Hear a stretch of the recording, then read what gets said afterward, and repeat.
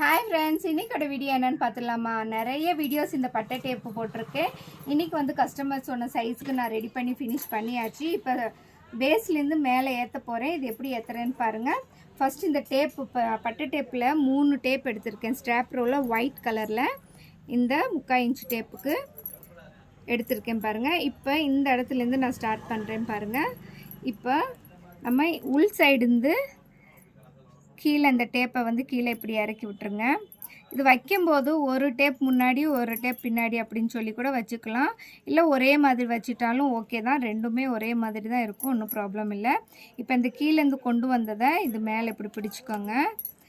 இப்போ இந்த வயர் இருக்குது பார்த்தீங்களா, ரன்னிங் வயரு, இப்படியே மடக்கி விட்டு சென்டரில் விட்டு ஃபுல்லாக ஒரு சுற்று அப்படியே சுற்றிடுங்க.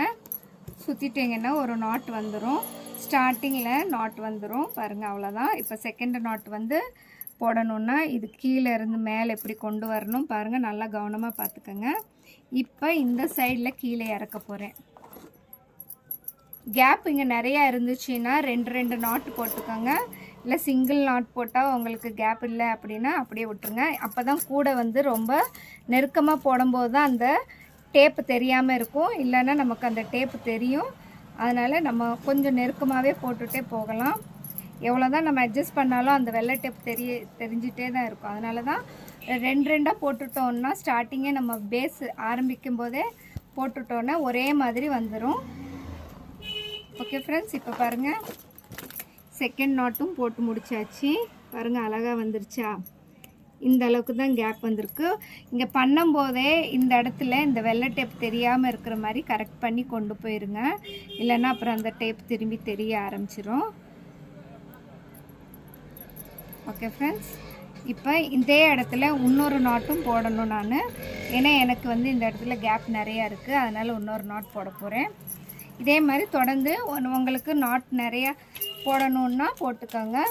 ஏன்னா அந்த கேப் வந்து ரொம்ப தெரியும், அதனால தான்.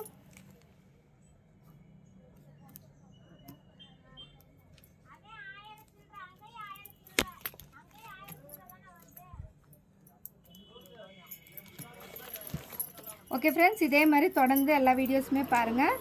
இந்த பேஸ்கெட் ஃபுல் ஃபினிஷிங் எல்லாமே நான் உங்களுக்கு வந்து காட்டிடுறேன். இப்போ அடுத்து வந்து இந்த பேஸ்கெட் மட்டும் பண்ணலை. அடுத்து இந்த பேஸ்கெட் பாருங்கள், பட்டை டேப்பில் சூப்பரான ஃப்ளோரசன்ட் க்ரீன் கலரில் எல்லோயிஷாக தெரியுதா உங்களுக்கு கேமராவில்? இதில் வந்து நடுவில் பிங்க் கலர் வர்ற மாதிரி ஃபினிஷிங் பண்ணியிருக்கேன் பாருங்கள், சூப்பராக இருக்குது இதுவுமே. அதுக்கப்புறமா இந்த கூடையும் பண்ணிகிட்ருக்கேன் பாருங்கள். இது வந்து பாக்ஸ் நாட் போட்டுட்ருக்கேன், இதுவும் ஃபினிஷ் பண்ணுறேன்.